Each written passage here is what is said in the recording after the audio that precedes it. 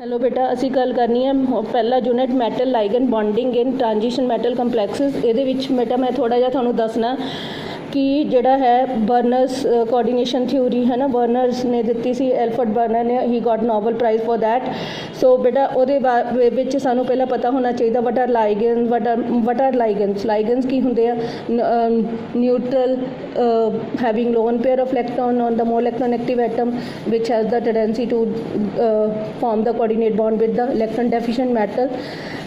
So obviously ligands हो गए या neutral हो गए या negatively charged, in addition to lone pair they will carry negative charge, so they are called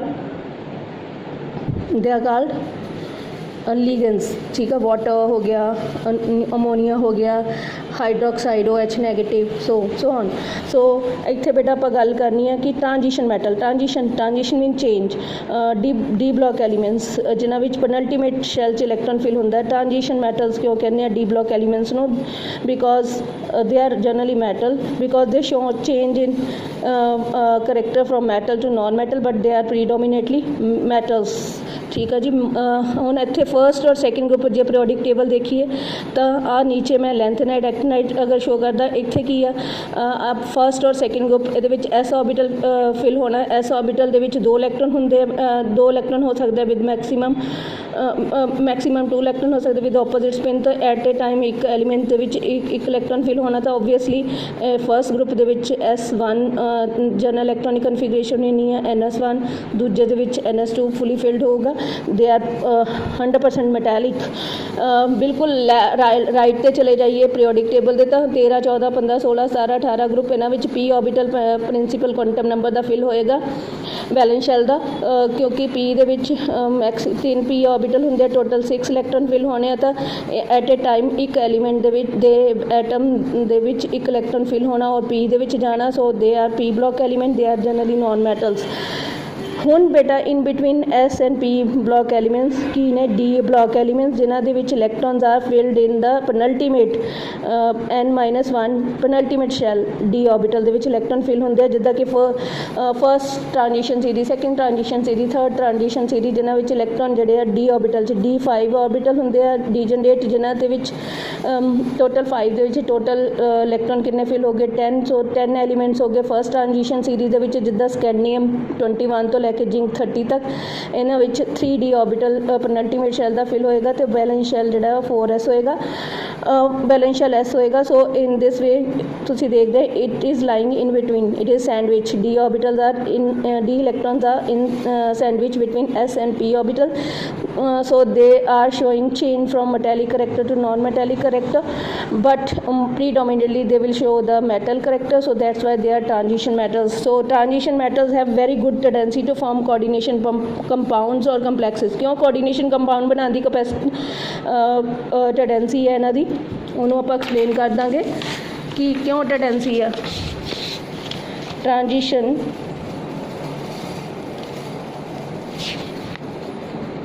metals have very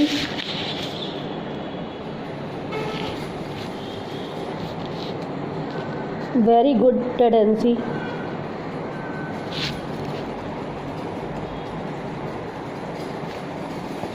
to form coordinate complexes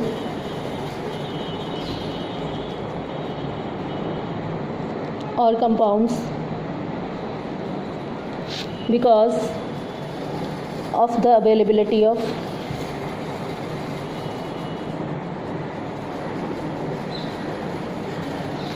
example लैके आंदा है, because of the availability of empty D orbitals in the penultimate shell of P's penultimate shell of transition metal. मैं transition metal में TS लिखा करना बेटा, where they accept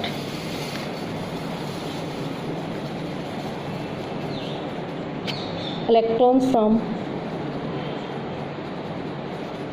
ligands to form a coordinate complex.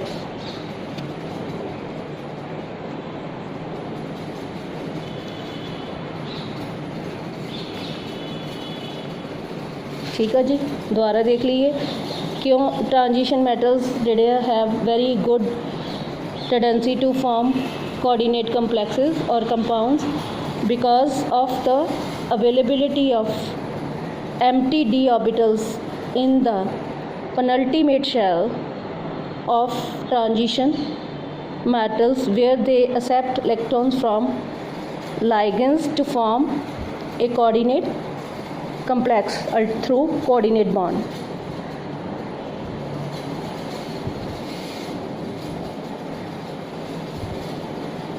इतना clear है बेटा?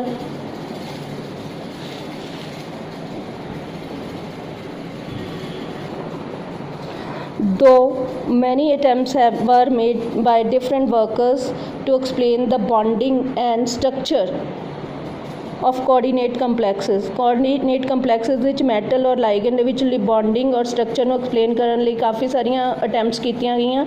ਦ main credit goes to the brilliant work of the Alfred Werner in 1893। Werner proposed a theory which is commonly known as Werner's coordination theory। ਕੀ ਕਹਿੰਦੇ ਆ ਉਹਨੂੰ ਬੇਟਾ? Werner's coordination theory। This was the first successful attempt to explain the bonding in coordination complexes. In recognition of his work in this field, Werner was awarded Nobel Prize in 1913।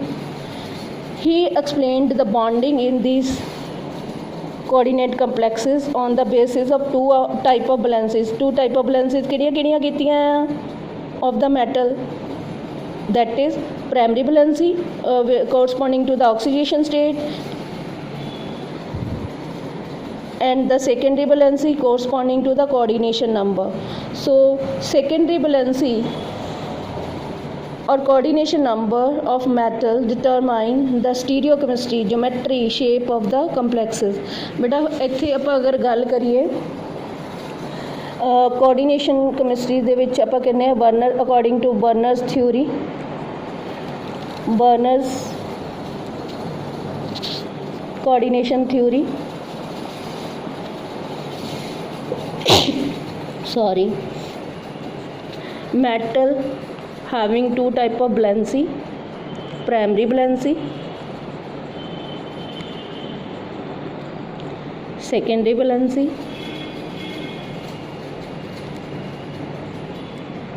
Primary valency corresponds to oxidation state of the metal,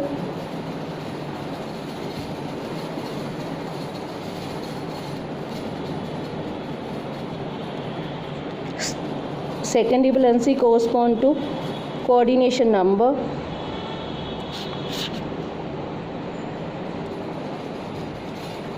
of metal।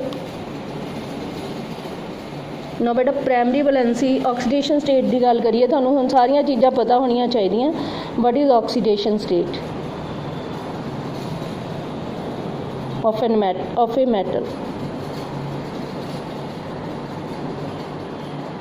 बेटा मैं एक example लैन लगी hydrogen peroxide. इस असी oxidation state oxygen की देखनी है, hydrogen peroxide.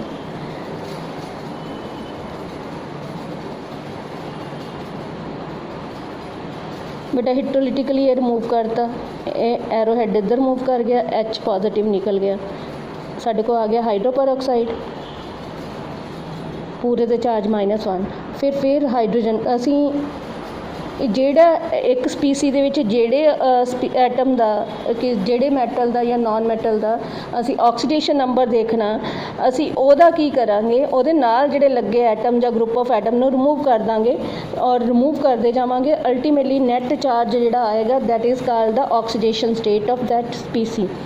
सो बेटा इत्थे हुण जरूरी नहीं कि मैटल है ना ऑक्सीडेशन स्टेट ऑफ मैटल की गल की है, ऑक्सीजन तुसीं कहोगे नॉन मैटल आ, ऑक्सीडेशन स्टेट किसी की भी आप फाइंड आउट कर सकते हैं। इत्थों H पॉजिटिव निकल गया, ठीक है जी। तो साढ़े कोल आ गया O2 नैगेटिव, मतलब O2 नैगेटिव परऑक्साइड आयन हो गया, ठीक है। हुण O2 नैगेटिव एक जे लेट ऑक्सीडेशन स्टेट जिहड़ी है oxidation state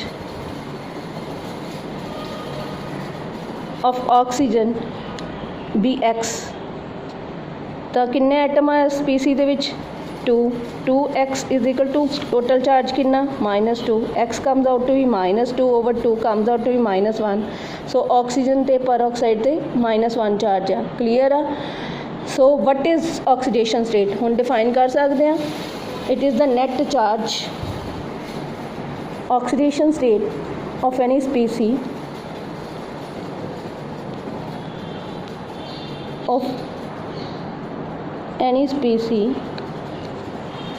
of any atom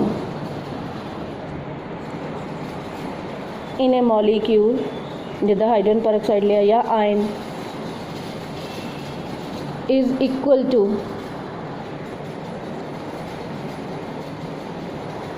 the net charge may be positive, net charge oxidation state of any atom in a molecule or ion is equal to the net charge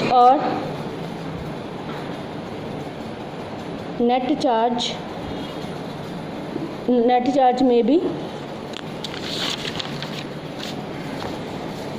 positive or negative or zero. Net charge present on an atom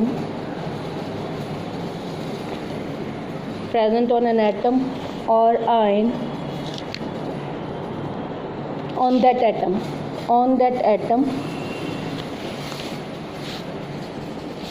when all atoms attached to it are removed as ion। ठीक है बेटा, ये तो होगी primary valency. हुण secondary valency आपां क्या, secondary valency जिहड़ी है वो रिप्रजेंट करदी है बेटा किहनूं, कोआर्डीनेशन नंबर नूं। कोआर्डीनेशन नंबर किहदा, मैटल दा। सो जिन्ने नंबर ऑफ बॉन्ड बनाएगा coordination number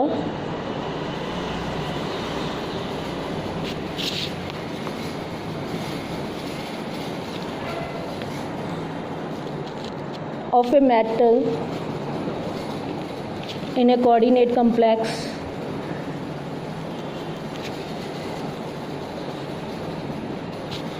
is the number of coordinate bonds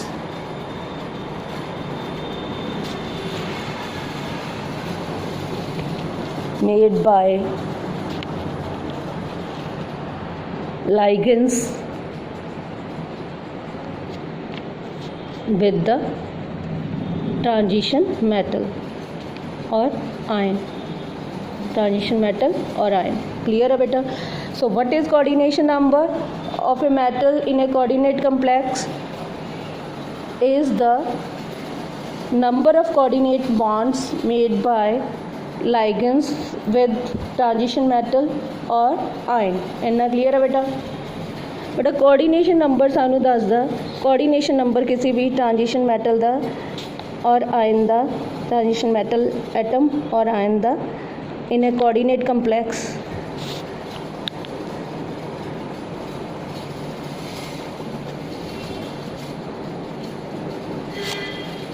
tells us, एक नंबर च आ जांदा, tells us the stereochemistry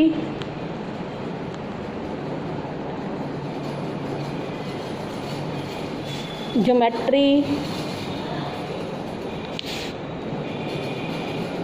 or shape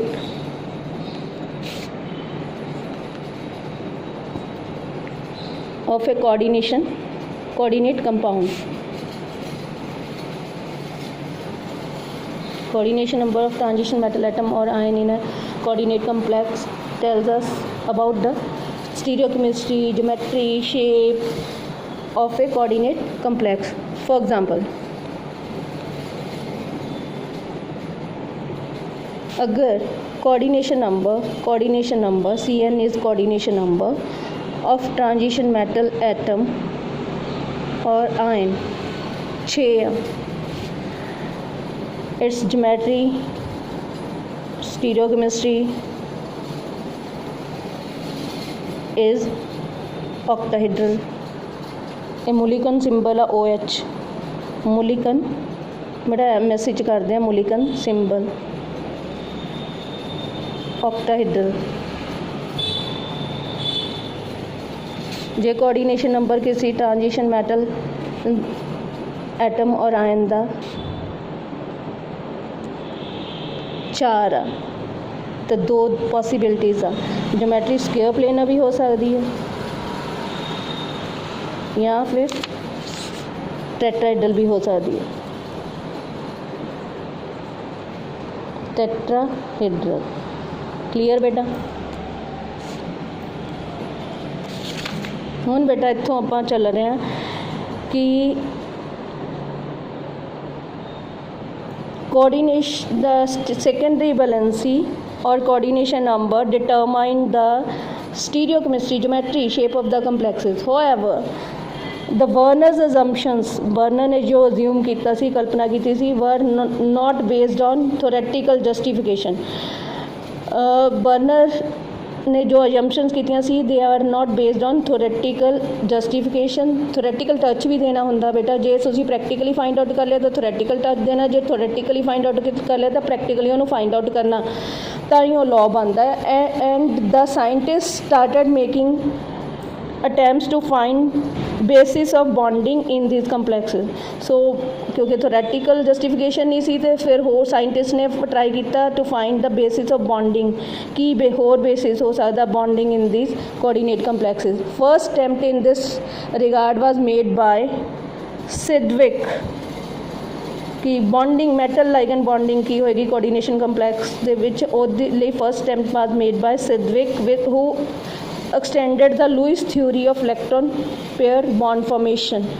Louis बेटा इलेक्ट्रॉन पेयर बॉन्ड फॉर्मेशन की सी कि ऑक्टेट जो उन्हों का ऑक्टेट कंप्लीट हो जाए या डुपलेट कंप्लीट हो जाए सो दे वे बिकम स्टेबल। सो ਉਹਦਾ ਬੇਸ ਕੀ ਸੀ, ਉਹਨੇ ਲੂਇਸ ਥਿਊਰੀ ਨੂੰ ਸਿਡਵਿਕ ਨੇ Lewis theory of electron pair bond formation ਨੂੰ ਐਕਸਟੈਂਡ ਕੀਤਾ। ਠੀਕ ਹੈ ਜੀ, to explain the bonding between the metal transition metal and the ligand in a transition metal coordinate complexes। he suggested that metal ion or transition metal ion or transition metal atom accept electron pair accept करी जाओगे from the ligands ਜਦੋਂ तक ਉਹਨਾਂ ਦਾ nearest noble gas configuration ਦੇ ਬਰਾਬਰ ਉਹਨਾਂ ਨੇ attain ਨਹੀਂ ਕਰ ਲੈਂਦੇ electronic configuration। so he suggested Sidgwick suggested that metal atom transition metal atom or ion accept electron pair from the ligands until it achieved the nearest noble gas configuration and become stable, gave a term effective atomic number। means effective atomic number EN rule कहने ਆਪਾਂ EN rule की nearest noble gas की configuration जब तक attain नहीं कर लेंदा electron pair accept करी जाएगा transition metal atom और ion during the formation of coordinate complex and coordination bond। EAN की है effective atomic number की है, it is the total number of electron possessed by a central metal atom or ion। EAN की है बेटा effective atomic number की है, it is the total number of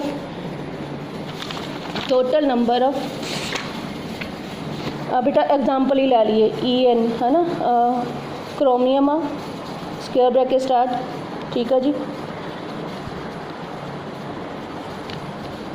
3 positive ये न्यूट्रल लाइगेंड आ monodentate ligand आ chromium आ तो यदि oxidation state 3 आ chromium का atomic number 24 होंदा है ना, क्रोमियम का 24। ठीक है जी, क्लीयर। तो जो क्रोमियम आयन हो गया 3 पॉजिटिव तो 24 चो 3 कड्डे 21 हो गया देखो इलैक्ट्रॉन 21 इलैक्ट्रॉन। ठीक है, 21 इलैक्ट्रॉन जोड़े इन क्रोमियम 3 आयन इस कंपलैक्स दे विच प्लस 6 लाइगेंड, एक लाइगेंड मोनोडेंटेड है, एक ने 2 इलैक्ट्रॉन डोनेट करने में दे लेके 1 इलैक्ट्रॉन पेयर तो ऑब्वियसली 2 इलैक्ट्रॉन मतलब टोटल एक मोनोडेंटेड लाइगेंड ने एक कोऑर्डिनेट बॉन्ड बनाना मतलब 2 इलैक्ट्रॉन बना डोनेट करने आई मीन टू से कोऑर्डिनेट बॉन्ड फॉर्मेशन लिए इन्वॉल्व करने तो 6 दूनी 12 हो जाना, 21 जमा 12।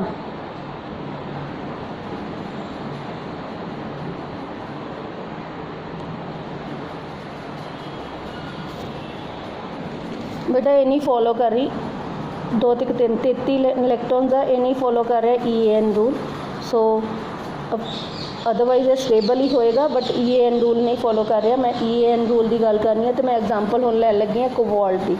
कोबाल्ट लिता, ठीक है जी, हेक्सामाइन कोबाल्ट 3 आयन है ना, ये देखते हैं। ओहो बेटा इत्थे आपां कोबाल्ट की एग्जांपल लैन लगे हाँ, हेक्सामाइन कोबाल्ट 3 आयन ये फॉलो करेगा EAN रूल। वो किद्दां, कोबाल्ट का एटॉमिक नंबर हुंदा 27 इलैक्ट्रॉन हो गए, ये 3 इलैक्ट्रॉन यदि ऑक्सीडेशन स्टेट 3 है तो 3 इलैक्ट्रॉन निकल गए तो 24 हो गए। इफेक्टिव एटॉमिक नंबर की है, total number of electron present on the cobalt ion, ठीक है, वो 24 है, plus number of ammonia ion 6 into जिन्ने नंबर ऑफ इलैक्ट्रॉन है कोऑर्डिनेट बॉन्ड एक बनाने यूज़ करेगा 2, 6 दूनी 12, 24 जमा 12 36। It follows the EAN rule. तो 36 एटॉमिक नंबर बेटा किहदा हुंदा है, 36 एटॉमिक नंबर हुंदा है क्रिप्टॉन का। सो ओबवियसली क्रिप्टॉन नेयरेस्ट ने इलैक्ट्रॉन कन्फिगरेशन अटेन कर ली क्रिप्टॉन दी। सो ये वाला कंपलैक्स जिहड़ा फॉलो कर रहा krypton, I mean to say nearest noble gas configuration krypton की अटेन कर लिया, EAN रूल फॉलो हो रहा। Effective atomic number, so effective atomic number दसदा मैं थानू is the total number of electron possessed by the central metal ion and the electrons gained by it from the ligand. However, this theory lacked fundamental basis। बेटा देख लो हुण week limitations नाल सारियां दियां दसी जा रही हैं। However, this theory सिडविक ने जिहड़ी दित्ती that lacked fundamental basis and simply gave emphasis on the stability of inert gas configuration. इन्हें सिर्फ जोर दिता stability of inert gas configuration in a coordinate complex से, बट ये लेक कर रही है, यदि लिमिटेशन है कि फंडामेंटल बेसिस नू लेक कर रही है। So with the advance in theory of chemical bonding, 3 modern theories of bonding in transition metal complexes have been developed with the advances in theories of chemical bonding। असी metal ligand bonding, chemical bonding देखनी है in coordinate complex। 3 modern theories of bonding in the transition metal complexes have been developed and these are valence bond theory, VBT भी कह देने हैं, valence bond theory, crystal field theory, CFT भी कह देंगे, molecular orbital theory. इस chapter च असी सिर्फ क्रिस्टल फील्ड थ्योरी डिटेल च करनी है, असी लिमिटेशन बैलेंस बॉन्ड थ्योरी दी करनी है, ठीक है बेटा। ये नाल इन्ना है जी इंट्रोडक्शन खत्म। इस तो बाद मैं हुण करवाना बैलेंस बॉन्ड थ्योरी।